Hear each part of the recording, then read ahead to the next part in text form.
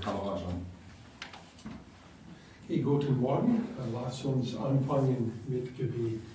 Vater, wir danken dir, dass wir können in dieses neue Jahr zusammenkommen. Und Vater, ich bete, dass du das uns heute segnen und segne auch die es nicht geschafft, heute hier zu sein, aber die Livestream anschauen. Ich bitte in Jesus Namen.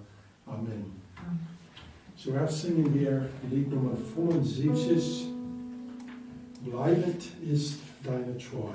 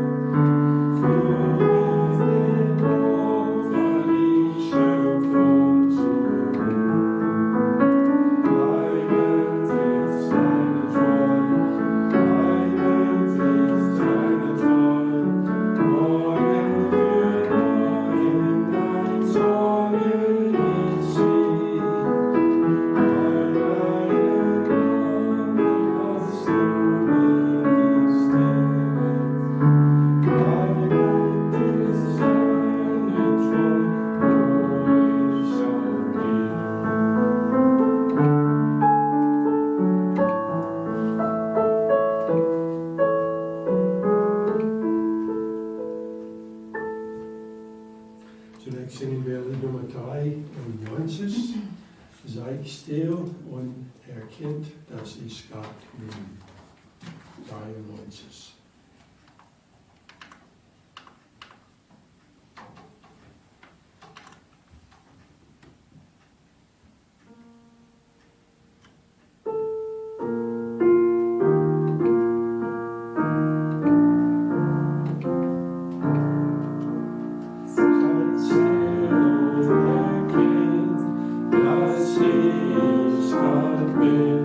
Sei still und erkennt,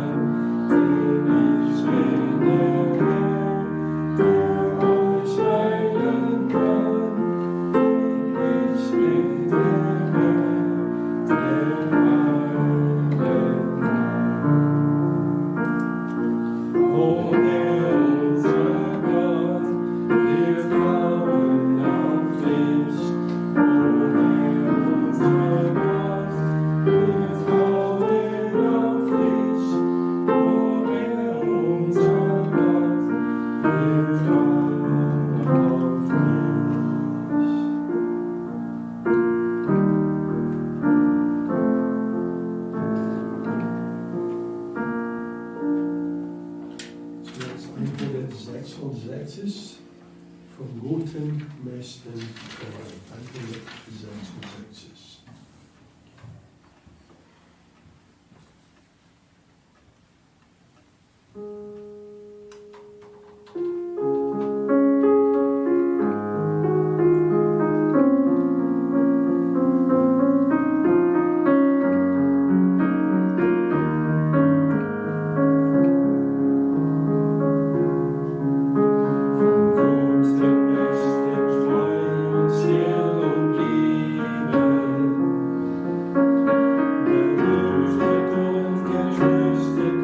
Wunderbar.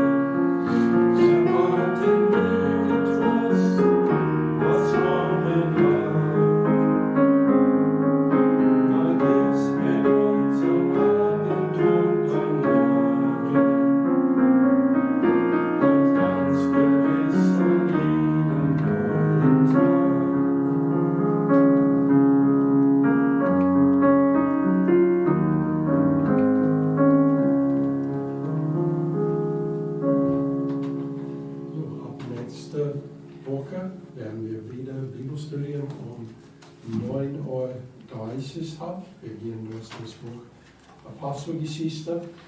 Auch dieses Monat ist das 10. Jubiläum der Gemeindegründung.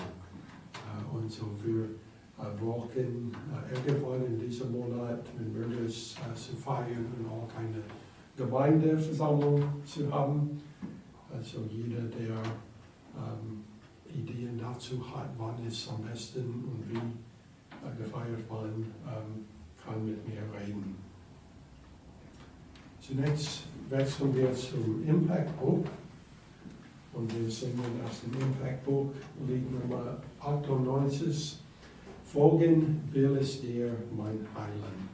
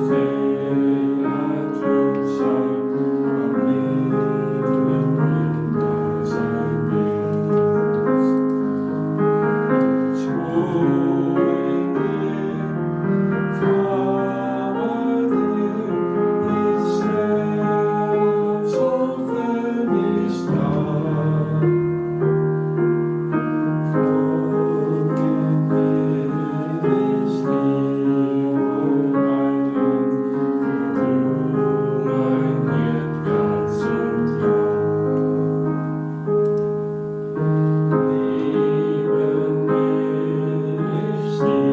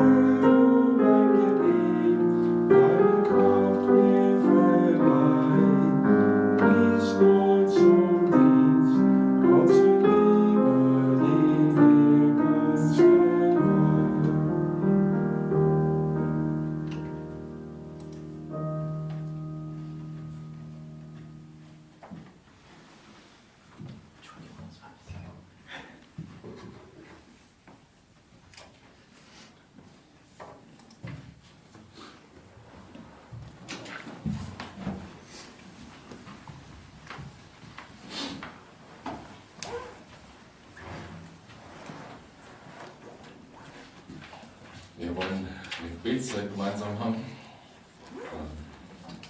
Genau. So, wer Anliegen hat, darf die gerne nennen. Und dann beten wir gemeinsam für. Genau.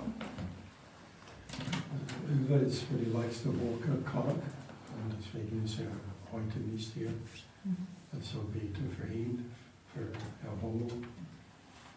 Und Marcel und John sind gut angekommen in Amerika, sind schon einkaufen gegangen. Die werden am 3. reisen, also die Reise beginnen nach South Carolina. Und das wird so eine 3 Tage Reise ungefähr. Also die machen es nicht in sehr langen Tagen, sondern also 6, 7 Stunden pro Tag.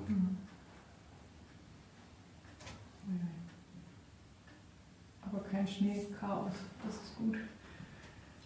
Genau. Ja. Aber Winter ist auf der anderen Seite der Erdkugel. Ja. Es ist nicht hier dieses Jahr. Das stimmt. Das stimmt. Das stimmt.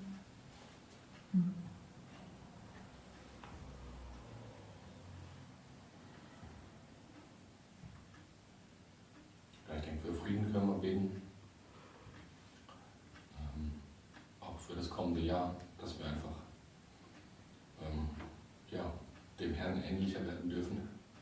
Jeder einzelne von uns in der Gemeinde hier, dass der Herr Gemeinde baut, hier vor Ort. Wir dürfen natürlich auch danken für das vergangene Jahr, dass man sich wieder treffen durfte hier und auch für euren Dienst, Michael. Ne? Und genau, dass einfach der Herr noch viele erretten mag, bevor er wiederkommt. Gut, dann lasst uns beten. Wäre schön, wenn sich jemand daran beteiligt und dann mache ich den Schluss. Lasst uns beten.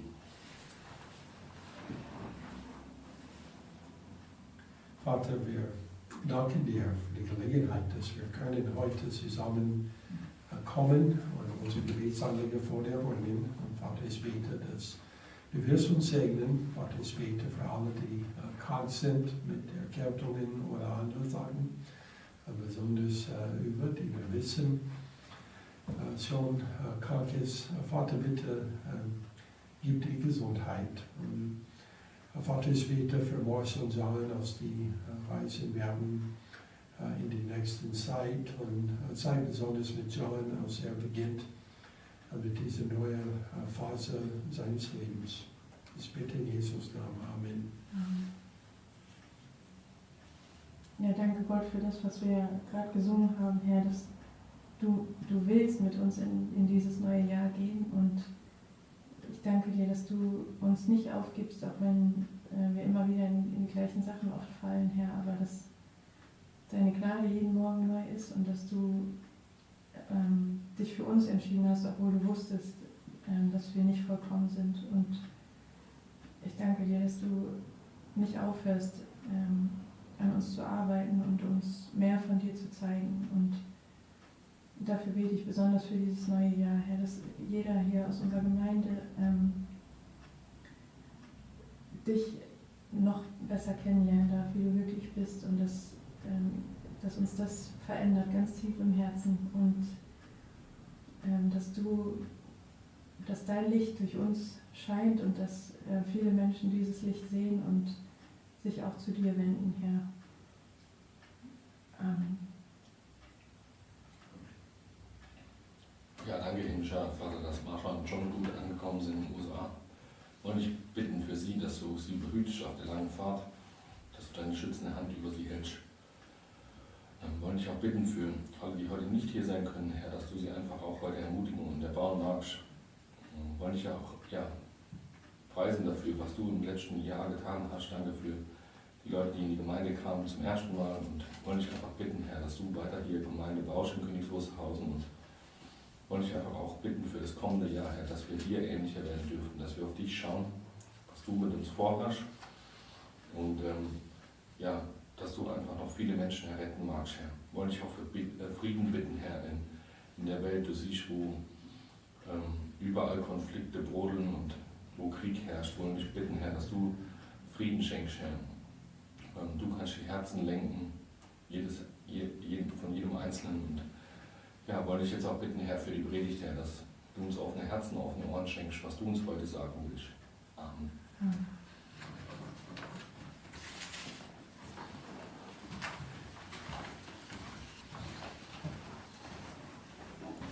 Matthäus 24. Matthäus 24, wir werden heute Vers 36 bis 44 betrachten. Ich werde aber im Voraus Vers 3 lesen und dann auch Vers 36. In Vers 3 steht, als aber er auf dem Ölberg saß, traten die Jünger allein zu ihm und sprachen, sage uns, wann wird dies geschehen und was wird das heißen, deine Wiederkunft und des Endes der Weltzeit sein. Und dann Vers 36, um jeden Tag aber und die Stunde weiß niemand, auch die Engel im Himmel nicht, sondern allein mein Vater. Lass uns beten. Vater, bitte segne uns und hilf uns, als wir gehen durch diese Stelle zu verstehen, was Jesus gesagt hat über die Entrückung. Und ich bete, dass du wirst uns auch helfen, bereit zu sein. Denn wir wissen nicht, wann es wird. Aber du hast uns gesagt, wir sollen bereit sein jederzeit. Hilf uns, das auch zu tun. Ich bitte in Jesus' Namen. Amen. So, erst ein Wort zur Hermeneutik oder Interpretation der Bibel. So, man könnte sagen, es gibt viele Methoden. Ich werde das jetzt in zwei Teilen teilen. Eine heißt Exegese und das bedeutet, aus dem Text herauszulesen, was der Autor sagen wollte. Und das ist eigentlich, was wir versuchen zu tun. Also wir gehen durch Matthäus 24. Das andere heißt Eisegießer und das ist in den Text hineinzulesen, was der Leser bereits denkt oder glaubt. Also wenn man nur diese zwei Definitionen hört, man könnte ziemlich leicht entscheiden, welcher der richtige ist.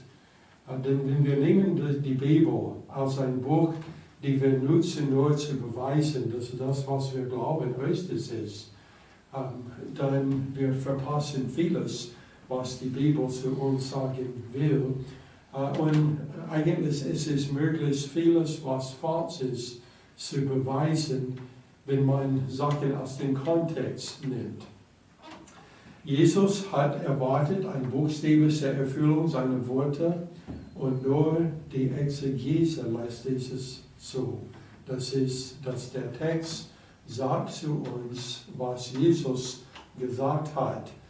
Und wir versuchen nicht, unsere eigene Meinung zu finden in Gottes Wort, sondern wir lassen Gott unsere Meinung bestimmen.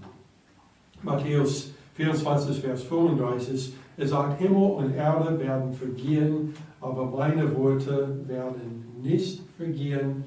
Und das heißt, ob wir es glauben oder nicht, es wird erfüllt sein, wie er das gesagt hat.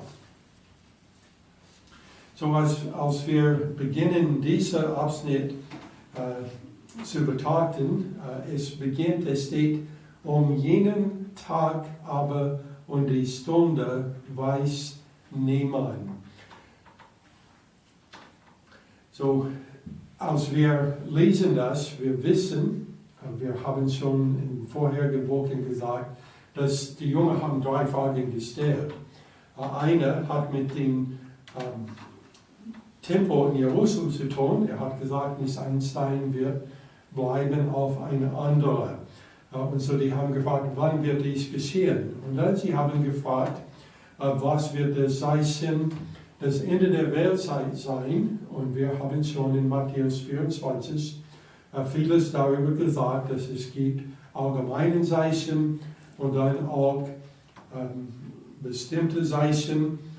Das sagt uns, dass es ist erkennbar, wann er kommen wird.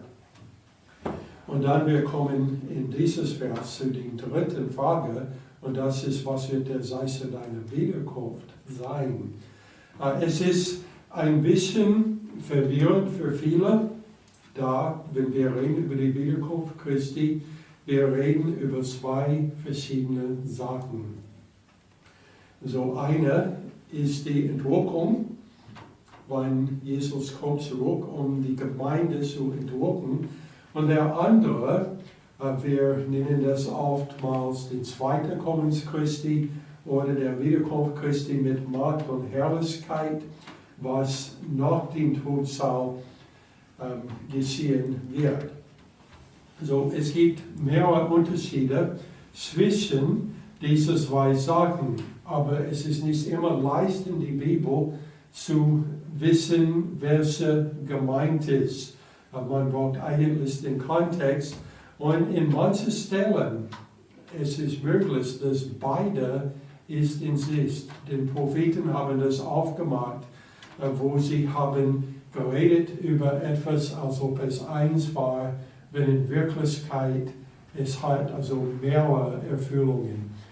Oft war das so eine Erfüllung in die nahe Zukunft und eine Erfüllung in die weiteren Zukunft. Und manchmal haben die sogar 3 oder mehr Erfüllungen. Also ist auch der Fall, wenn wir reden über die Wiederkunft Christi. Denn von den 16 Propheten, die haben gesehen den ersten Kommens Christi, wann er gekreuzigt wurde, und den zweiten Kommens Christi, als ob die eine waren. Und so natürlich die Entrückung haben die gar nichts gesehen, weil es hat nichts mit Israel zu tun.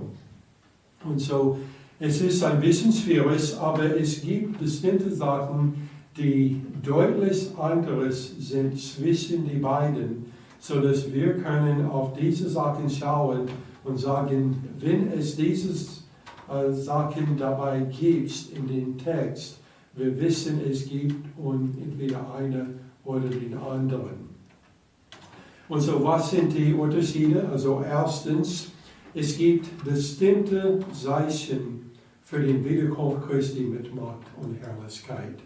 Für die Entrückung, es gibt keine bestimmte Zeichen. Und von den bestimmten Zeichen, die es gibt für die Wiederkunft Christi in Macht und Herrlichkeit, wir können genau rechnen, wann der Wiederkunft Christi sein wird. Was sind diese bestimmten Zeichen? Wir haben die schon betrachtet in vergangenen Wochen, Matthäus 24, Vers 15. Wenn ihr nun den Gräuel der Verwüstung, von dem durch den Propheten Daniel geredet wurde, an heilige Stätte stehen sieht, wer es liest, der achte darauf. Und wir können in Daniel lesen, es steht genau, wie viele Tage es geben wird zwischen dem Gräuel der Verwüstung, wenn es aufgerichtet wird, in Mitte der Trübsal, der 7 Jahre lang ist. Und so, wenn jemand ist auf Erde, ein Gläubiger, der den Glauben genommen hat während der Trübsal, liest dem Neuen Testament und was steht in Daniel, die können rechnen, also an dem Tag wird das vorbei sein. Dann auch Matthäus 24, Vers 29, es steht bald, aber nach der Drangsal jener Tage wird die Sonne verfinstert werden und der Mond wird seinen Schein nicht geben und die Sterne werden vom Himmel fallen und die Kräfte des Himmels erschüttert werden. Also es ist nach der Drangsal. Und so wir haben diese bestimmte Zeichen, die sagt uns, wann der Wiederkunft des Herrn in Macht und Herrlichkeit sein wird. Es gibt aber noch etwas anderes. Von Vers 30 Wir wissen, dass jedes Auge wird ihn sehen, wenn er kommt in Macht und Herrlichkeit. Es steht, und dann wird das Zeichen des Menschensohnes am Himmel erscheinen. Und dann werden sich alle Geschlechter der Erde an die Brust schlagen. Und sie werden den Sohn des Menschen kommen sehen auf den Wolken des Himmels mit großer Kraft und Herrlichkeit. Aber bei der Entrückung, die werden gar nichts merken, dass es geschehen ist. Außer wenn sie merkt, dass Leute, die vorher hier waren, sind nun weg. Und wie viel wird die erkennen von das? Also ich bin nicht so sicher, denn wir wissen, dass es steht in Gottes Wort, dass wenn er zurückkommt, er wird nur wenige Gläubige finden auf Erde. Und so in manchen Ländern der Welt, natürlich gibt es mehr Gläubige als in anderen Ländern. Aber wie viele von denen, die behaupten, gläubig zu sein, sind wirklich gläubig? Also das wissen wir nicht. Aber wir wissen, dass von was Jesus redet im Neuen Testament, den Saal von denen, die nicht wirklich Christen sind, ist viel größer als den Saal von denen, die wirklich Christen sind. Und so wir können nicht so einen Saal da aufstellen. Und so in Deutschland, also den Saal von echten Christen, so wie hoch ist es? Also in dieser Gegend, den Saal von Leuten, die behaupten, Christen zu sein, ist also ca. 3%. Also wie viele von diesen ist, wissen wir nicht. Also es kann sein, dass nur unsere Nachbarn werden merken, dass wir weg sind. Und vielleicht werden die auch das nicht merken. Und dann noch ein Unterschied. Wenn er in Macht und Herrlichkeit kommt, wird er seine Füße auf den Ölberg setzen. Aber bei der Entrückung werden ihm diejenigen, die in Christus sind, in der Luft begegnen. Sacharja 14, Vers 4, es steht, und seine Füße werden an jenem Tag auf den Ölberg stehen. Aber bei der Entrückung, er wird also nicht ganz zur Erde kommen, sondern wir werden ihm begegnen in der Luft. 1. Thessalonicher 4, 17. Danach werden wir, die wir leben und übrig bleiben, zusammen mit ihnen entrückt werden in den Wolken zur Begegnung mit dem Herrn in der Luft. Und so werden wir bei den Herrn sein aller Zeit.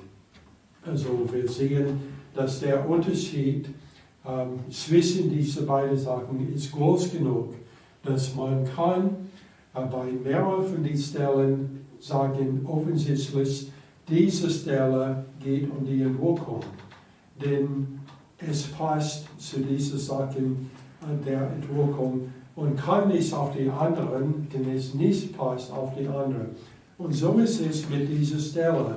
Denn wir haben schon gelesen in Matthäus 24 über den zweiten Kommen oder den Wiederkommen mit Macht und Herrlichkeit, dass es mehrere bestimmte Zeichen gibt, von denen man rechnen kann, wann das Ende ist. Aber in Vers 36, es steht, um jenen Tag aber und die Stunde weiß niemand, auch die Engel im Himmel nicht, sondern allein mein Vater. So, es ist unmöglich, dass es einen Tag geben kann, die jeder rechnen kann, wann es ist, der auch ein Tag ist, der niemand weiß. Also es ist nicht möglich, dass es ist der gleiche. Und ich weiß, dass wenn man liest den Kommentator, also auch vom Kommentator, die, also man sagt, die sind konservativ, premillennial, also genau wie wir. Aber in dieser Stelle, sie finden es schwierig zu trennen, eine von den anderen. Und wir werden also versuchen, das zu erklären, also wie man so sicher sein kann, dass Vers 36 ist der Trennpunkt zwischen die beiden Fragen.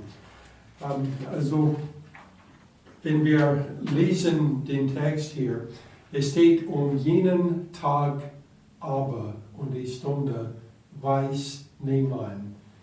Das ist ein Formel, was wir finden in anderen Stellen in Matthäus und auch in 1. Korinther sehr oft, wo Paulus hat einen Brief geschrieben, in dem er Fragen antwortet. Und wir finden in all diesen Stellen, dass es ist deutlich, dass dieses Wort und aber bedeutet, dass es ist ein Themawechsel, also von einer Frage bis zu den nächsten. Auf Griechisch, also es ist 2 Worte, also die heißt Peri-de, und jedes Mal, wenn man das findet, es ist ein Themawechsel. Und wenn Fragen geantwortet, man geht dann zu der nächsten Frage. In diesem Fall, Matthäus 24, ist auch ein Chiasmus. Also Jesus hat zuerst in dieser Stelle der zweite Frage, der letzte Frage geantwortet. Und dann er geht zu der zweiten Frage. Die erste Frage ist also gar nichts geantwortet in Matthäus, sondern nur in Lukas. Für die Entrückung, es gibt nur ein Zeichen. Und das ist das Zeichen der Sintflut. In Vers 37, es steht, wie es aber in den Tagen Noahs war, so wird es auch bei der Wiederkunft des Menschensohnes sein. Denn wie sie in den Tagen vor der Sintflut aßen und tranken, heirateten und verheirateten, bis zu dem Tag, als Noah in die Arche ging und nichts merkten, bis die Sintflut kam und sie alle dahin raffte, so wird auch die Wiederkunft des Menschensohnes sein. So, wie es aber in den Tagen Noahs war. So, die Frage ist, also, wie war es in den Tagen Noahs? Und viele lesen das und betonen eine Sache oder die andere und sagen, das ist, was Jesus gemeint hat. Also es ist schwierig zu sagen, er hat gemeint nur ein Aspekt von den Tagen Noahs. So, ich habe aufgelistet, also 7 verschiedene Sachen, die wir kennen über den Tagen Noahs, also von was steht in Gottes Wort. Entweder in diesem Text oder 1. Mose. Und so, wir werden auf die schauen. Und also ich bin der Meinung, dass alle diese Sachen, die waren so Eigenschaften in den Tagen Noahs, sind auch zu finden heute in der heutigen Gesellschaft. So dass wir können jetzt sagen, es ist schon, wie es in den Tagen Noahs war, also heute. Also wie war es dann in den Tagen Noahs? Erstens, es war eine Zeit des materialen Wohlstands. In Lukas 17:27 und auch in dieser Stelle, es steht, sie aßen, sie tranken. Also das ist auf normalen Tätigkeiten. Man könnte das eigentlich sagen zu jeder Zeit, außer dass es gibt bestimmte Zeiten in Geschichte, wo es war eine Hungersnot und Leute hatten dann nichts zu essen.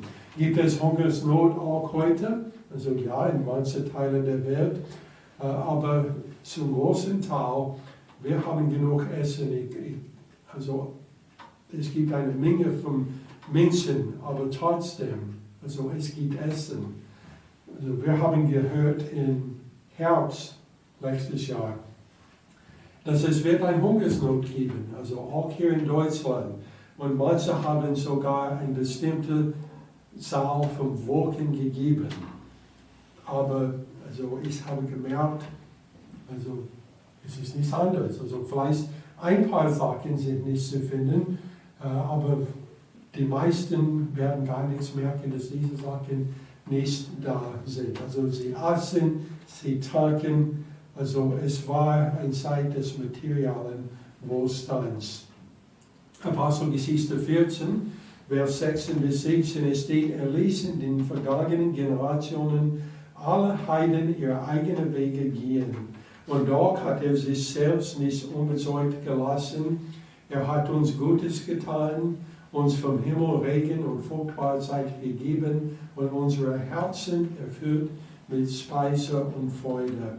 Und da ist ein Zeitwahl von materialen Wohlstands. Also viele Leute haben gedacht, dass sie schaffen es allein, also ohne Gott. Und so ist es auch heute. Da wir sind also so reich und haben so viel, wir denken nicht daran, jeden Tag, wenn wir unser Essen nehmen, dass es ist nur durch Gottes Gnade, die wir das haben. Weil wir haben so viel im Überfluss, dass wir denken nicht mehr daran. Zweitens, es war eine Zeit positiver Zukunftserwartungen. Es steht auch in dem Text, sie heirateten und ließen sich heiraten. So wollen Menschen heiraten, wenn sie haben vor, dass es gibt nur noch einen Tag bis zum Ende. Also vielleicht werden sie, aber zum großen Teil, wenn wir denken vom Heiraten, wir denken von zwei Menschen, die haben sich auf eine lange Zukunft zusammen, also auch Wohlstand, also Wohnen, also es ist eine positive Erwartung für die Zukunft. Sonst werden sie nicht heiraten. Also, nach sie verheiratet sind, also dann ist der Hoffnung vielleicht geändert. Bei manchen ist es erfüllt, bei anderen ist es nicht. Aber mindestens an dem Tag, wenn sie verheiratet sind, haben sie große Erwartungen. 1. Mose 6 und Vers 2, es steht, da sahen die Gottessöhne, dass die Töchter der Menschen schön waren, und sie nahmen sich von allen jene zu Frauen, die ihnen gefielen. Also das haben sie getan in der Zeit. Heiraten und geben sich in Heirat. Also die haben das damals getan, es wird auch heute getan. 1. Mose 6, Vers 4, in jenen Tagen waren die Riesen auf der Erde und auch später noch, solange die Gottessöhne zu den Töchtern der Menschen kamen und diese ihnen Kinder gebaren. Das sind die Helden, die von je berühmte Männer gewesen sind. Also, wenn man sagt, also, heute ist das Ende, man denkt nicht mehr dann an Helden und solche Dinge. Also, die haben große Erwartungen gehabt. Also, Leute haben auf diese Menschen geschaut, haben zugehört, was die zu sagen hat. Es war eine Zeit von positiven Zukunftserwartungen. Es war eine falsche Hoffnung, weil sie haben Gott aus dieser ganzen Sache verlassen.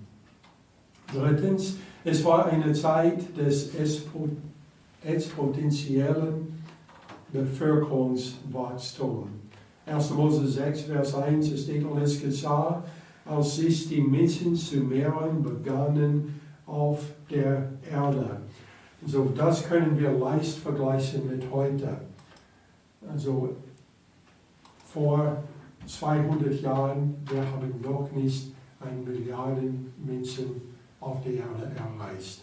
Und jetzt, je nachdem, welche Website man zuschaut, es ist schon mehr als 8 Millionen. Also eine sehr starke Zuwachs in die Bevölkerung. Und das war auch der Fall, also kurz vor der Sintflut.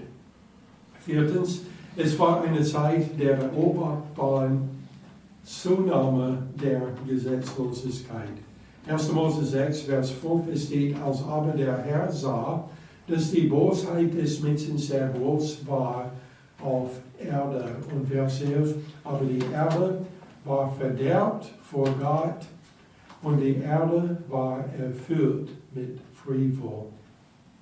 Jesus sagt in Matthäus 24, Vers 12, und weil die Gesetzlosigkeit überhand nimmt, wird die Liebe in vielen erkalten.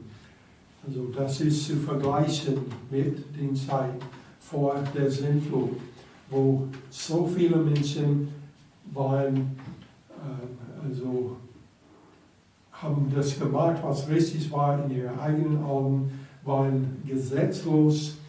Und das ist auch der Fall zu der Zeit, wenn Jesus zurückkommt.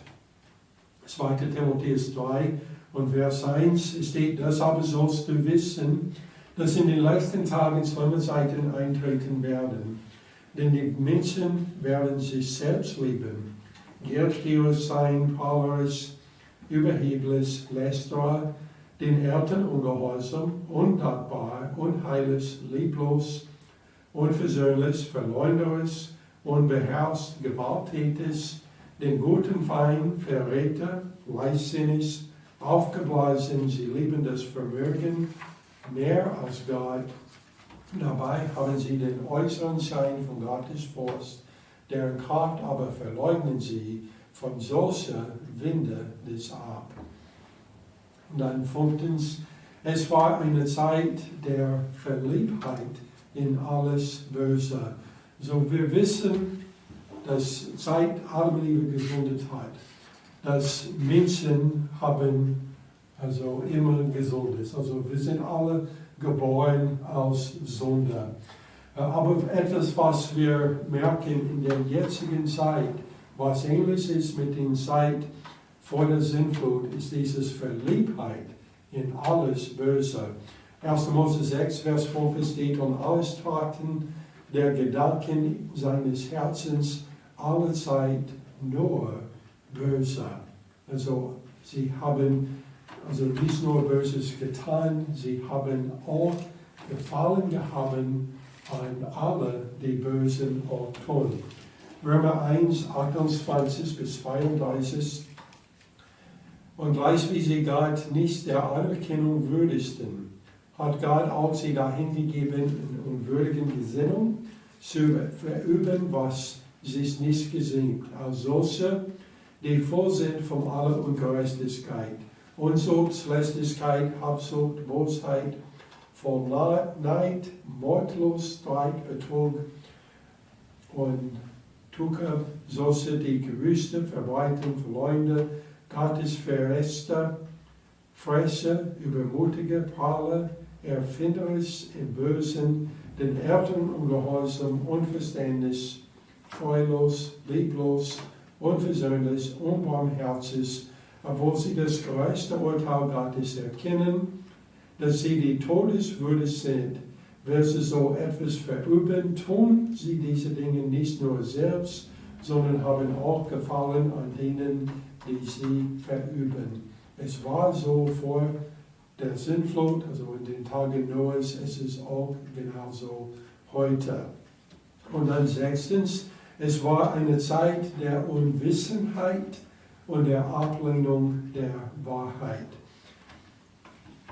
Jesus hat gesagt, dass sie haben nichts gemerkt, bis die Sintflut kam und sie alle dahin rettete.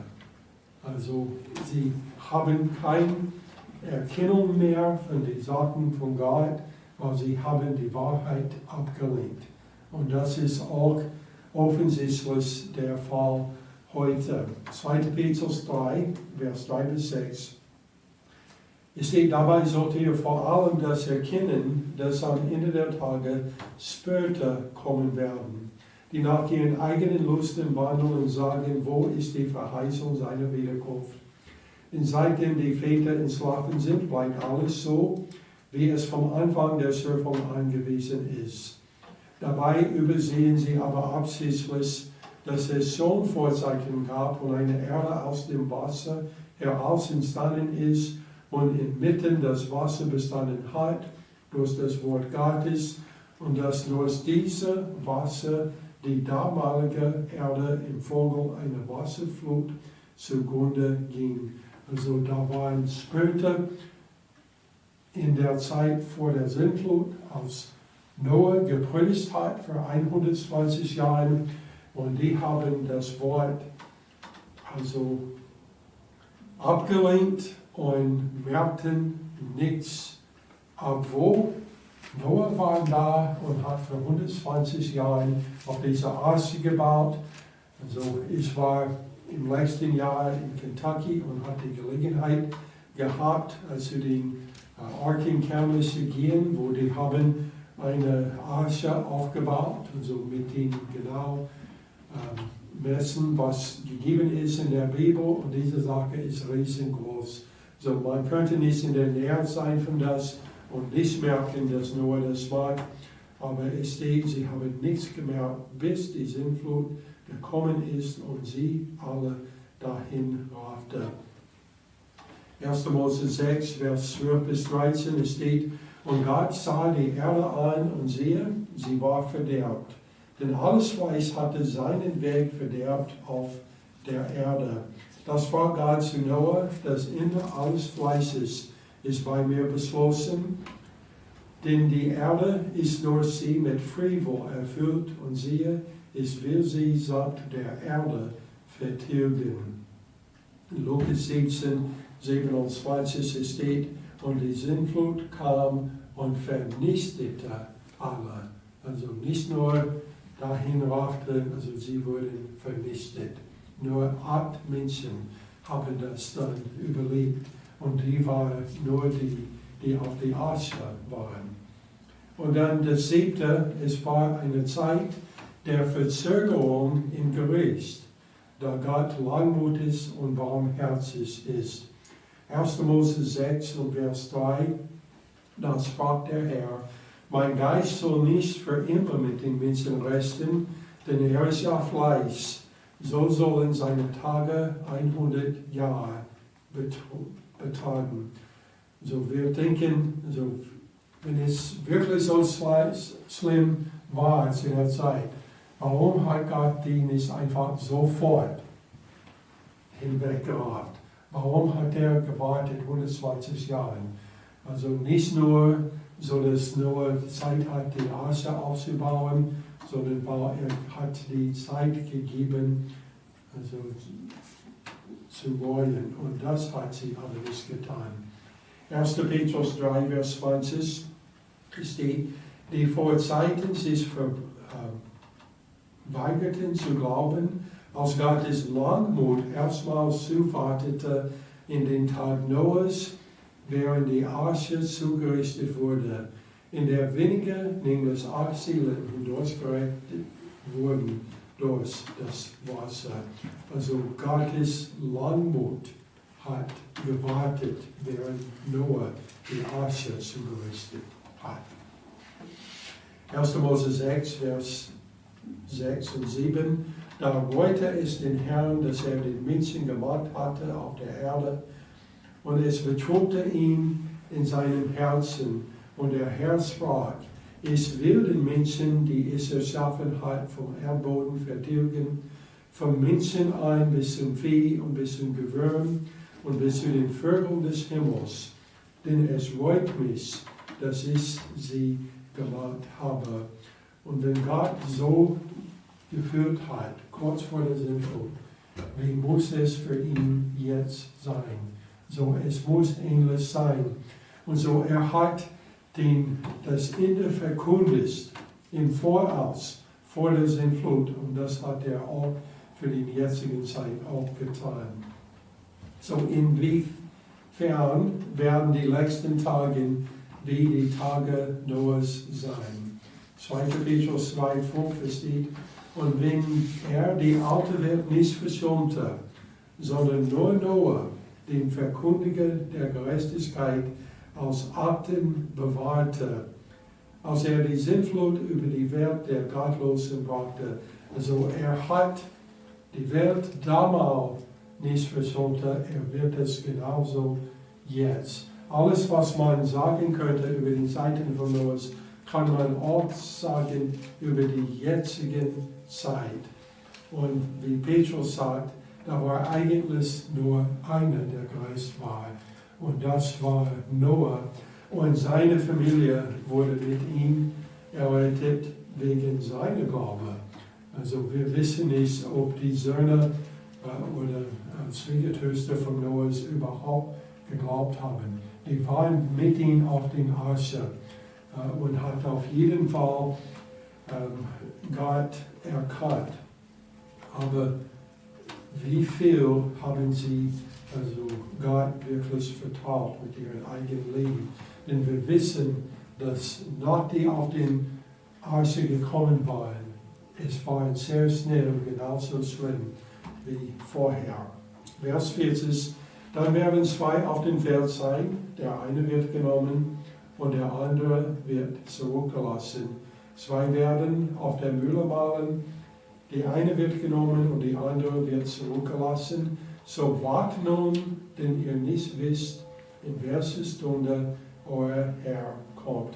Und so wir haben wieder das Wort, das wir wissen nicht, also wir können nicht wissen, denn es geht um die Entrückung. Interessanterweise, hier wird zwei verschiedene Worte benutzt für nehmen. In manchen Übersetzungen, wo es steht hinbrachte, es steht in manchen Übersetzungen also genommen, genau wie hier. Aber in Griechen, und es ist gut, dass Deutsch folgt den Griechen, zwei verschiedene Worte werden benutzt. Und hier es steht, der eine wird genommen, also zweimal. Und das griechische Wort ist paralambano. Und Jesus verwendet das gleiche Wort in Johannes 14 und Vers 3. Und wenn ich hingehe und euch eine Stätte weite, so komme ich wieder und werde euch zu mir nehmen, damit auch ihr seid, wo ich bin. Und das Wort ist paralambano. Es geht hier in beiden diesen Stellen an die Entrückung. Vers 43, das aber erkennt, wenn der Hausherr wusste, in welche Nachtstunde der Diebe käme, so würde er wohl wachen und nicht in sein Haus einbrechen lassen. Also wenn der Hausherr wusste, aber Jesus hat gesagt, also Menschen können nicht wissen, wann der Herr kommt, denn er kommt wie ein Dieb in der Nacht. Aber Paulus hat uns die Herausforderung gegeben von dieser Stelle. In 1. Thessalonicher 5, 1-8. Er hat gesagt, von den Zeiten und Zeitpunkten aber braucht man euch, Brüdern, nicht zu schreiben. Denn ihr wisst ja genau, dass der Tag des Herrn so kommen wird, wie ein Dieb in der Nacht. Wie weiß Paulus das? Weil er hat Matthäus gelesen wahrscheinlich. Und auf jeden Fall Lukas Evangelium, denn Lukas war seine Kollege. Und so er weiß, dass der Herr das gesagt hat. Wenn sie nämlich sagen werden, Friede und Sicherheit, dann wird sie das Verderben plötzlich überfallen, wie die Wehen einer schwangeren Frau. Und sie werden nicht entfliehen. Also das ist die Leute, die den Entrückung verpasst, weil sie nicht gläubig sind. Und dann er redet zu uns, ihr aber Brüder, seid nicht in der Finsternis, dass euch der Tag wie ein Dieb überfallen könnte. Ihr alle seid Söhne des Lichtes und Söhne des Tages. Wir gehören nicht der Nacht und noch der Finsternis, so lasst uns auch nicht schlafen wie der anderen, sondern lasst uns wachen und nüchtern sein. Denn die Schlafenden schlafen bei Nacht und die Betrunkenen sind bei Nacht betrunken. Wir aber, die wir den Tag anhören, wollen nüchtern sein, angetan mit dem Brustpanzer des Glaubens und der Liebe und mit dem Helm der Hoffnung auf das Heil. Also Paulus sagt uns eigentlich, dass wir sollen nicht überrascht sein, wenn der Herr zurückkommt. Denn wir sind also nicht wie die Leute, die schlafen in der Nacht.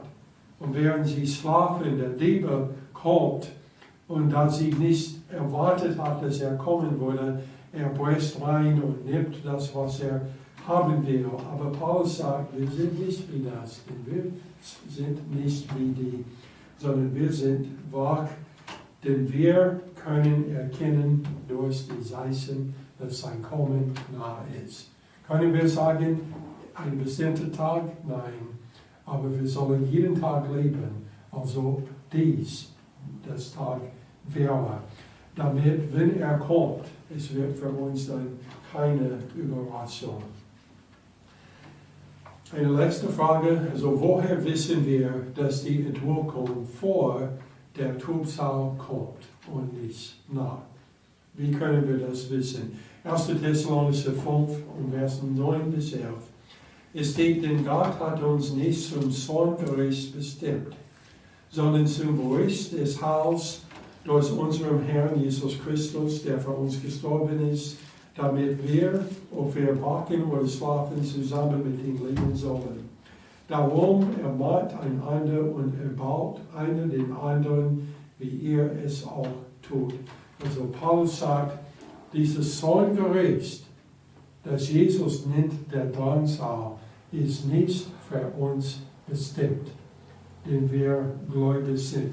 Und es gibt also ein paar andere Versen, die man auch dazu nutzen kann, zu sagen, dass es muss vor der Trübsal sein.